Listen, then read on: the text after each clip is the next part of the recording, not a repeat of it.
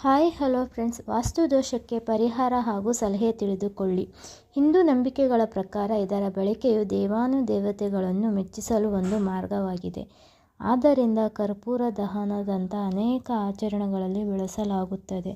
ವಾಸ್ತು ಪ್ರಕಾರ ಕರ್ಪೂರದಲ್ಲಿ ಕೆಲವು ವಿಶೇಷ ವಸ್ತುಗಳನ್ನು ಬೆರೆಸಿ ಸುಟ್ಟು ಅದರ ಹೊಗೆ ಮನೆಯೆಲ್ಲೆಡೆ ಹರಡಿಸಿದರೆ ತುಂಬ ಫಲ ಸಿಗುತ್ತೆ ಅಂತ ಹೇಳಲಾಗಿದೆ.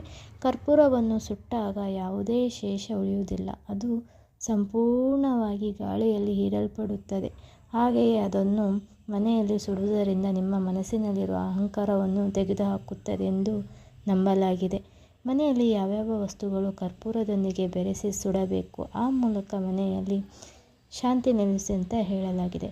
ರಾತ್ರಿ ಮನೆಯಲ್ಲಿ ಕರ್ಪೂರ ಮತ್ತು ಲವಂಗವನ್ನು ಒಟ್ಟಿಗೆ ಸುಟ್ಟರೆ ಮನೆಯಲ್ಲಿ ಸುತ್ತಲಿನ ಗಾಳಿಯನ್ನು ಶುದ್ಧೀಕರಿಸಲು ಸಹಾಯ ಮಾಡುತ್ತದೆ.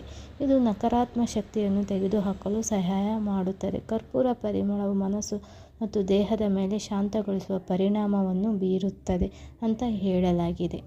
ನಂತರ ಕರ್ಪೂರವನ್ನು ವಿಶೇಷವಾಗಿ ಪೂಜೆಯಲ್ಲಿ ಬಳಸಲಾಗುತ್ತದೆ. ಮನೆಯಲ್ಲಿ ಕರ್ಪೂರವನ್ನು ಉರಿಸುವುದು ಸಂತೋಷವನ್ನು ಕಾಪಾಡುತ್ತದೆ ಮತ್ತು ನಕಾರಾತ್ಮಕ ಶಕ್ತಿಯನ್ನು ತೆಗೆದುಹಾಕುತ್ತದೆ ಎಂದು ನಂಬಲಾಗಿದೆ.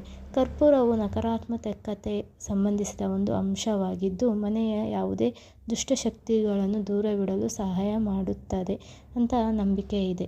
ಎಂದು ನಂಬಿಕೆಗಳ ಪ್ರಕಾರ ಇದರ ಬಳಕೆಯು ದೇವಾನುದೇವತೆಗಳು ಮೆಚ್ಚಿಸಲು ಒಂದು ಮಾರ್ಗವಾಗಿದೆ. ಆದ್ದರಿಂದ ಕರ್ಪೂರ ದಹನದ ಅನೇಕ ಆಚರಣೆಗಳು ಬಳಸಲಾಗುತ್ತದೆ. ವಾಸ್ತು ಪ್ರಕಾರ ಕರ್ಪೂರದಲ್ಲಿ ಕೆಲವು ವಿಶೇಷ ವಸ್ತುಗಳನ್ನು ಬೆರೆಸಿ ಸುಟ್ಟು ಅದರ ಹೊಗೆ ಮನೆಯೆಲ್ಲೆಡೆ ಹರಡಿದರೆ ತುಂಬ ಶುಭ ಫಲ ದೊರೆಯುತ್ತೆ ಅಂತ ಹೇಳಲಾಗಿದೆ. ಹೀಗೆ ಪ್ರತಿನಿತ್ಯವೂ ಕರ್ಪೂರ ಮತ್ತು ಲವಂಗ ಮನೆಯೆಲ್ಲೆಡೆ ಬೆಳಗಿದರೆ ತುಂಬಾ ಉತ್ತಮ ಅಂತ ಹೇಳಲಾಗಿದೆ. ಬನ್ನಿ, ಇಷ್ಟವಾದರೆ ಲೈಕ್ ಮಾಡಿ.